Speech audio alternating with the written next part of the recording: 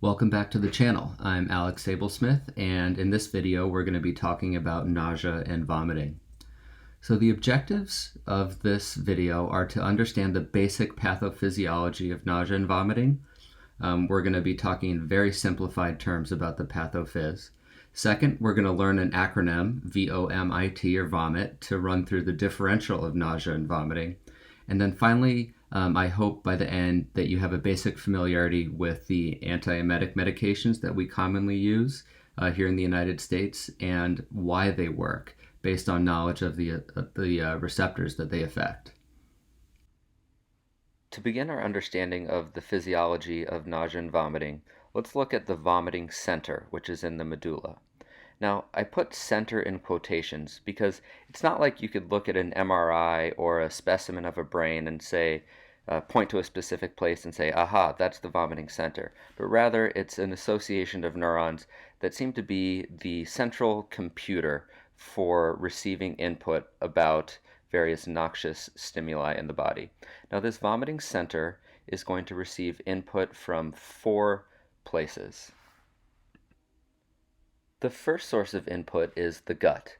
There are lots of mechanoreceptors and chemoreceptors in the gut that are detecting stretch, strain, pressure, and alterations in the chemical environment of the gut and sending that information up to the brain. The next source of input comes from an area that is located in the base of the fourth ventricle called the chemoreceptor trigger zone, or CTZ for short. This area is constantly monitoring the bloodstream and is very sensitive to changes in the chemical makeup of the blood. The next source of input to the vomit center is the vestibular system, either input coming from the inner ear itself or the vestibular nuclei in the brainstem. And then finally, the vomit center receives input from higher cortical and subcortical structures in the brain as well, such as the limbic system. So here are the 4 pathways very simplified. Again, we have the brain, the CTZ or chemoreceptor trigger zone, the gut, and the vestibular system. Now let's run through this acronym, the VOMIT acronym, and eventually superimpose our differential onto the 4 pathways to see where each noxious stimulus affects these pathways. So V stands for vestibular. Any problems with the inner ear or vestibular system? O stands for obstruction of the bowel. M, there's 4 of these here, so motility, metabolic disturbances, meninges or meningeal irritation, and mind, or the emotional contributors to nausea. I also has several ones here: infection, irritation, and inflammation. Often they run together. And then finally, T is for toxins. So if you think about the evolutionary history of why nausea and vomiting developed, it gives us a survival advantage if we ingest something that's going to kill us to quickly get rid of it by vomiting. But in modern times, we often give medications that are helpful in the long run, but are detected by the body as toxins and can cause nausea and vomiting. Chemotherapy is kind of the prototype of that, or cytotoxic chemotherapy for cancer. Okay, now we're going to superimpose our differential on these 4 pathways. So vestibular, this is pretty straightforward here. So things like motion sickness and inner ear disorders, labyrinth disorders, can affect the vestibular system, and so the vestibular system will then send information to the vomit center. O is for obstruction. When the bowel is obstructed, the gut is sending signals to the vomit center. But it's not just the obstruction and then the unusual stretching of the bowel proximal to the obstruction that sends signals down. There's also inflammation that occurs after the obstruction. And even further downstream, that inflammation and the inflammatory process will release cytokines, which are then detected by the CTZ. Next is motility, or more commonly dysmotility. One of the things that you may be familiar with is autonomic neuropathy, related to diabetes, for example, where the stomach doesn't empty quickly, called gastroparesis. So motility disorders, when they end up causing nausea, that information is coming in through the gut up to the vomit center.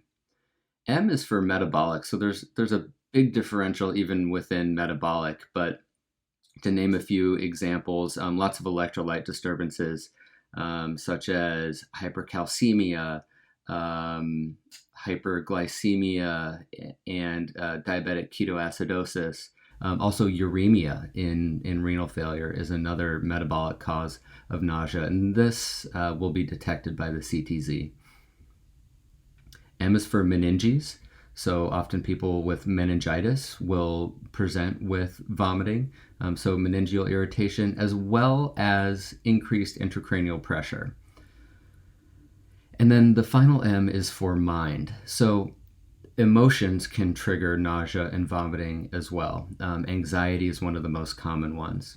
But also included in mind is sensory input. So probably everyone has an experience where they ate something or maybe drank something that caused nausea and vomiting. And then anytime you see that or anytime you smell that substance again, it just triggers this repulsive response in you. I in the acronym, inflammation, irritation, and infection of the gut. And again, like we said, there are often downstream chemicals that will affect the CTZ as well. And then T is for toxins. This one, again, is pretty straightforward. Toxins, including chemotherapy and various medications that we use with good intent, will be detected as foreign and dangerous to the body and therefore cause nausea and vomiting. All right, so let's move on now to antiemetic pharmacology. So before we go to the specific meds, let's talk about where they can target, where in these pathways they can target. So first off, there's a noxious stimulus, and we ran through a big differential for those. And then wherever that noxious stimulus is detected, that information gets sent through afferent pathways to the vomiting center, which is the coordinating center. And then finally, if the vomiting center decides, not to anthropomorphize it too much, decides that it's going to vomit, then it sends efferent signals to cause the vomiting reflex. And so anywhere on that pathway, we can try to block the signal transmission to help the nausea and vomiting. So we should always be looking to get rid of the noxious stimulus in the first place. We can also block the afferent pathways. This is where a lot of the medications that we use for nausea and vomiting will work. We can block some of the receptors that are involved in processing in the vomit center. As it turns out, a lot of the medicines that we use to block the afferent pathways also work on receptors in the vomit center. And then less commonly, we block the efferent paths. But a lot of the pharmacology we're going to be talking about really is going to work on receptors in these areas, the afferent pathways that carry the signal from the noxious stimulus to the vomiting center, and then the receptors in the vomiting center itself. Okay, so we're back to our simplified diagram of the four pathways and our differential. So the vestibular system, what receptors are involved in this signal transduction? So the histamine receptor, the H1 histamine receptor, and then the muscarinic acetylcholine receptor. These are the two main receptors that are involved in sending those afferent signals from the vestibular system to the vomiting center. Let's move on to the gut. There are dopamine receptors in the gut, specifically the D2 receptor, the serotonin 3, 5-HT3 receptor, and also muscarinic acetylcholine receptors. So anything wrong with the gut, inflammation, there are chemoreceptors and mechanoreceptors that detect inflammation, toxins around the gut, and abnormal stretching of the gut as well. So these receptors are the main ones that are going to be involved in signal transduction, sending information from the gut to the vomit center. Onto the CTZ, also lots of dopamine receptors, this D2 subtype of dopamine receptors. again 5-HT3, and then another receptor that you may not be familiar with, which is the neurokinin-1 receptor. This receptor detects substance P. You may know substance P as being involved in some pain pathways, but it also plays a big role in the vomiting pathways as well. So here are all the receptors, well, not all of them, but some of the big players in the vomit center. So M again stands for the muscarinic acetylcholine receptor, the histamine receptor, neurokinin-1, as well as another subtype of the serotonin receptor, or 5-HT2 receptor. This one we're not going to talk a lot about in this presentation. And then finally, there's the brain. This is probably the least well understood pathway in terms of the receptors involved. Well, we know the vomit center is in the brain itself.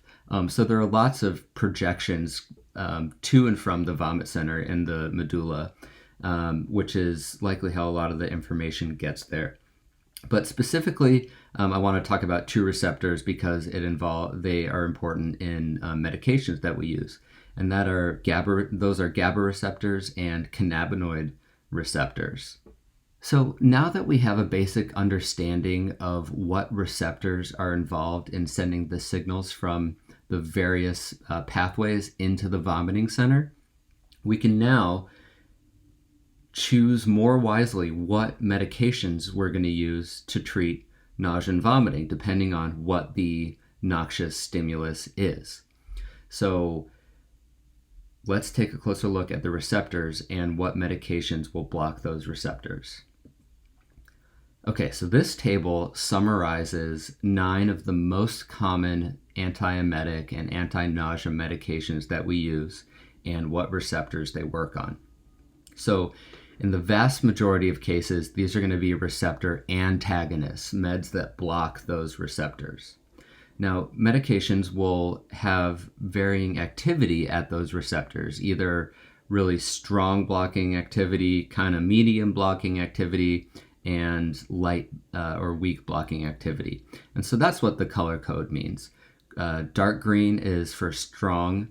This medium colored green here is for medium activity, and then the light green is for weak activity. And then if there's white, there's no activity at all at those particular receptors. So here's our receptors up here. Now, there's another serotonin receptor, just to make things a little more complicated, the 5-HT4 receptor. I'm just going to talk about that now because it's important for one of the common medications that we use. So metoclopramide here, also called Reglan as a brand name, not only blocks dopamine and to a lesser extent serotonin 3 receptor, it actually is an agonist or stimulates the 5-HT4 receptor. And through that action, stimulating the 5-HT4 receptor, metoclopramide actually increases bowel motility. That's one of the reasons why you see this med used often for people with gastroparesis. The stomach's moving slow because of autonomic dysfunction. We'll try to speed it up a little, speed up its emptying with the metoclopramide. So take a moment to look at this table. And then the side effects of these medications are largely going to be based on what receptors they block. And so if you look down a column, you'll see what side effects you may expect from the med based on the receptor that they block. These are really important when you're choosing meds, because you have to choose a med not only based on the noxious stimulus and wanting to block the receptor, but you also have to choose it based on the side effects for whatever particular patient that you're treating. And if you look down in the description of this video, you'll see a link to my webpage where you can download a PDF copy of this chart. All right, here we are again, the simplified pathways now with the receptors. And we're going to look at some prototypical meds and where they work. So say someone has a vestibular problem. They're on a cruise ship and they're motion sick. We're going to try to block histamine and the muscarinic acetylcholine receptors. So promethazine, or brand name Phenergan, that's a great antihistamine and blocks the muscarinic receptor as well. If we just want to block the muscarinic receptor, we may use something a little more targeted at that, or scopolamine. So you've probably heard of people going on cruise ships and using scopolamine patches. Okay, let's move down to the gut. Say we have bowel obstruction. We want to block the dopamine receptor. Haloperidol is the generic name, is a great, pretty specific D2 blocker. Let's block the 5-HT3 receptor. You've probably all heard of ondansetron. Zofran is the brand name. So this medicine is a very specific 5-HT3 blocker. And then say we want to block the muscarinic receptors, scopolamine again. There are lots of medicines that are anticholinergic that we use that are going to block the muscarinic receptor. Onto the CTZ again here, blocking D2 using Haldol, 5-HT3 using ondansetron, or any of the Ctron drugs. There are lots of newer 5-HT3 blockers than ondansetron, but they all end in Ctron, so look out for that. And then let's block the NK1 receptor. Aprepitant, the brand name is Emend, E-M-E-N-D, is a newer medication that's still fairly expensive, often seen most in the chemotherapy setting. That drug, aprepitant, blocks the NK1 receptor. Now, if we want to block the CB receptors, the cannabinoid receptors, there are various cannabis products, whether from the dispensary down the street that aren't very well regulated, or some FDA-approved products. Now, we can block the cannabinoid receptors. There is some evidence that they help with nausea and vomiting, but I will caution you that you can also get increased vomiting or cyclic vomiting, cannabis hyperemesis syndrome, with cannabinoid use as well. There are some FDA-approved products.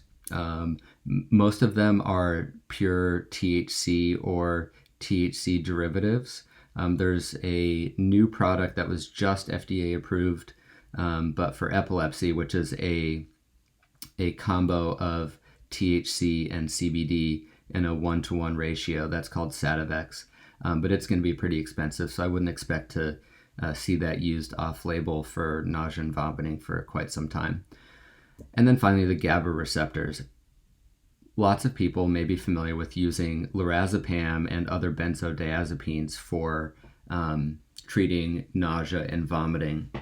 So this is a great strategy if there is a anxiety component or other emotional component to the nausea and vomiting. But if there isn't, lorazepam and other benzos probably are working mainly by sedation rather than treating the underlying cause. I wanted to include this slide because I found it really helpful when I was learning about these meds. And this comes to us courtesy of one of my faculty members at Stanford during my palliative medicine fellowship. But it's another pictorial way to represent the relative receptor activity of the various common antiemetics. And this key down here are the receptors. All right, so let's quickly look at a case just to tie things all up. So Mrs. G is a 65-year-old woman. She recently was diagnosed with metastatic ovarian cancer and just started chemotherapy with a course of carboplatin and paclitaxel. So she came into the ED with nausea, vomiting, and an inability to tolerate anything by mouth. She ends up getting an abdominal x-ray, and many of you may be able to tell that she has a small bowel obstruction based on this x-ray. So obstruction right there, that's a really important cause of nausea and vomiting that we can treat, both by trying to relieve the obstruction, which I'm not going to talk about, but thinking about what pathways are being activated by this obstruction. And besides the obstruction, we know she was also just started on chemotherapy. So let's come back to our diagram here. So the input probably coming from these three pathways: the gut, the chemoreceptor trigger zone, and the brain, coming from the obstruction as well as the toxic effects of chemotherapy. So in choosing a med regimen, we've got lots of meds we can choose from, but we can try to be parsimonious in this, trying to block as many receptors with as few meds as possible. So knowing that in her particular case, dopamine, 5-HT3, the muscarinic receptor, neurokinin 1 are going to be involved. We can look at our table, and what's standing out to me is something like compazine, or the generic name prochlorperazine, may be a good choice, and then adding 5-HT3 blocking through Zofran. So we could give a combo of prochlorperazine and ondansetron to try to help her nausea and vomiting, in addition to trying to relieve the obstruction itself. So these are some really important references that I used to develop this talk. So one is a book called Palliative Care Perspectives, written by my mentor, Jim Hallenbeck, who you may recall put forth that vomit acronym.